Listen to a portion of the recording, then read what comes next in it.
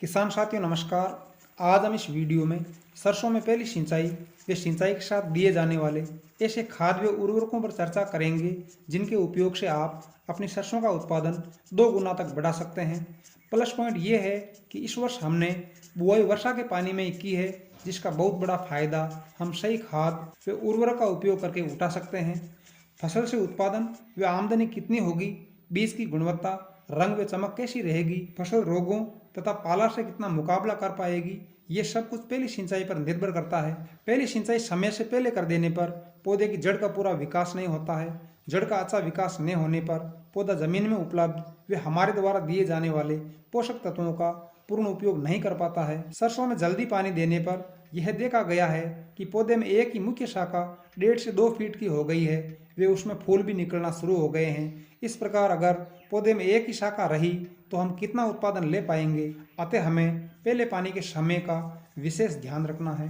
सरसों में पहला पानी देने का सर्वश्रेष्ठ समय रेतीली मिट्टी में 20 से 25 दिन, दोमट मिट्टी में 25 से 35 दिन व काली मिट्टी में 35 से 45 दिन है। या जब सरसों में 7 से 8 पत्तियां आ जाए और सुबह या शाम के समय पत्तियां मुरझाई हुई दिखाई दे, तब सरसों को पहला पानी देना चाहिए।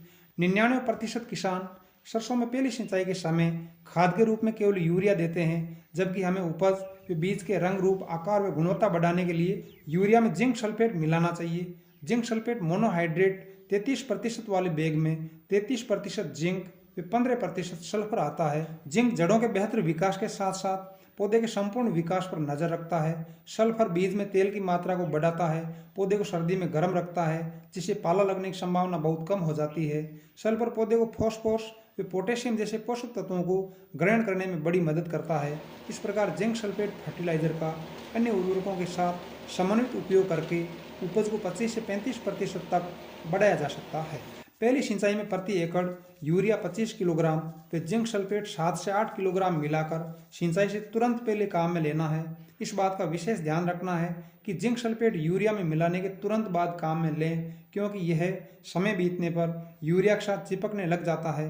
रेतीली मिट्टी में जिंक व सल्फर की भारी कमी होती है, अतः सरसों की अच्छी उपज प्राप्त करने के लिए रेतीली मिट्टी वाले क्षेत्रों में जिंक सल्फेट का उपयोग आवश्यक रूप से करना है।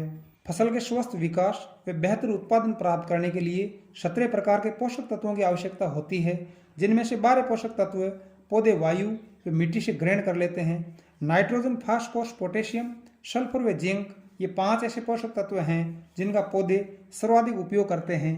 या यूँ कहें कि अगर उत्पादन बढ़ाना है तो इन 5 पोषक तत्वों की पूर्ति ऊपर से करनी होगी। डीएपी के रूप में हम फास्फोरस की पूर्ति बुआई के समय कर देते हैं।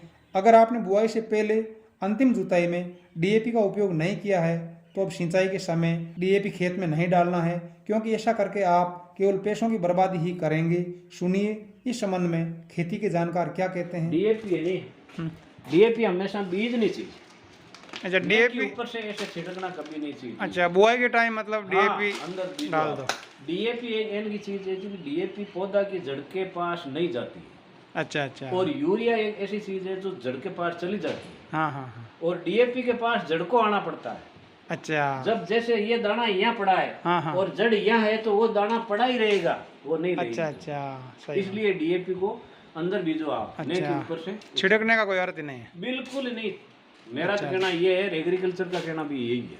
ठीक है। अब लोग क्या करें वो नहीं, लोग चाहे जो अभी जैसे मतलब कई लोग जैसे यूरिया के साथ ये डीएपी मिलाकर डाल रहे हैं, तो उसका कोई मतलब ही नहीं। डीएपी अंदर तो बीज सकते हो, नहीं उछाल रहे हैं मतलब। उछालो मत, यूरिया उछाल सकते हो। अच्छा, यूरिया है, पोटाश है। हाँ, पोटाश है, नैनो यूरिया है, बहुत बढ़िया। अगर अंतिम जुताई के समय आपने पोटाश नहीं डाला है तो पहली सिंचाई के समय 10 किलोग्राम प्रति एकड़ पोटाश का उपयोग अवश्य करें, क्योंकि पोटाश जड़ व तना को मोटा व मजबूत बनाता है। शाखाओं व फलियों की संख्या बढ़ाकर उपज को 10 से 15% तक बढ़ाता है। यह बीज के आकार व बीज में तेल की मात्रा को भी बढ़ाता है। इस प्रकार हम उचित समय पर पहली सिंचाई व सभी आवश्यक पोषक तत्वों का उचित मात्रा में उपयोग करके सरसों का उत्पादन 10 से 12 क्विंटल प्रति एकड़ ले सकते हैं। नमस्कार, बहुत बहुत धन्यवाद।